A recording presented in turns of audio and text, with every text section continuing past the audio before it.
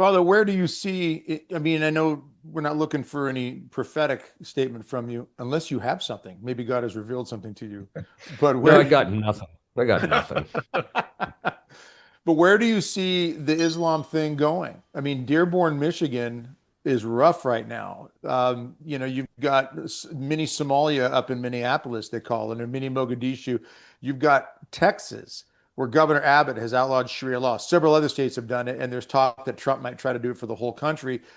CARE, the Council of American and Islamic Relations, was Governor Abbott declared something pretty strong against them because of their ties to the Muslim Brotherhood, which helps prevent them from buying up more land. They're trying to build an epic city, epic mosque type thing. I think the mosque is already built down in the Dallas or Irvine area.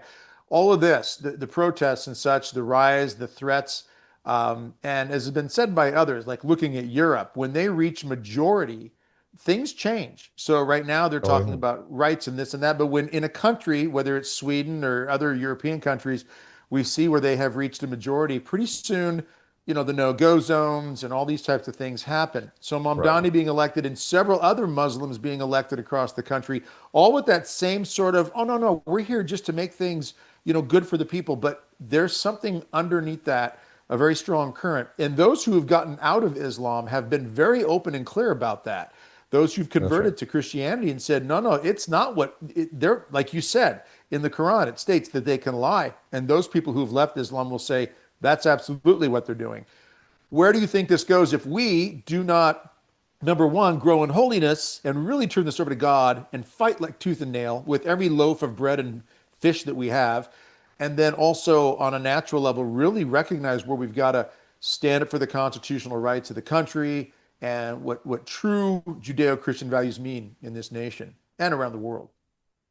Well, it's going to collapse. I mean, Mm. ultimately, because the one time I had a close friend of mine, I said, well, because I was pondering the whole thing with, as they used to call them, the Musselmen, right? The Muslims.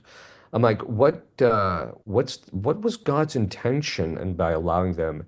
And he didn't bat an eye. He just looked at me and said, to afflict the West. In other Mm. words, I think it's the type of thing that God's going to use them as a punishment to us if we don't get our act together. So it's precisely what you said. If we don't become holy, if we don't do what we're supposed to do, if our nation became extremely holy, then we wouldn't be tolerating this stuff. We wouldn't be allowing these types of things to happen. And we would end up driving them out ultimately, I think. Ultimately, or we would seek their conversions. We would do what we could to convert them, which would probably be the better thing. But the point, and yeah, I have yet to find it. I read it once on the internet, so it must be true, of course. But I read it. I've read it twice. But there was a saint who said that at a certain point the Muslims would be driven out of Europe into Africa, and then Our Lady would appear and convert them en masse.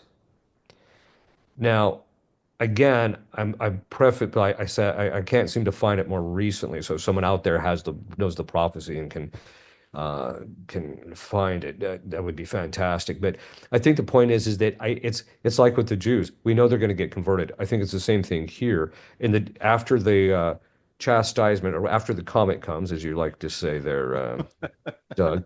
Uh, then we're going to have that. We're going to have where Our Lady's Immaculate Heart will triumph, and will be living in that period. You're going to see these mass conversions. Mm. But if we leave it to us as human beings, they're going to crush us.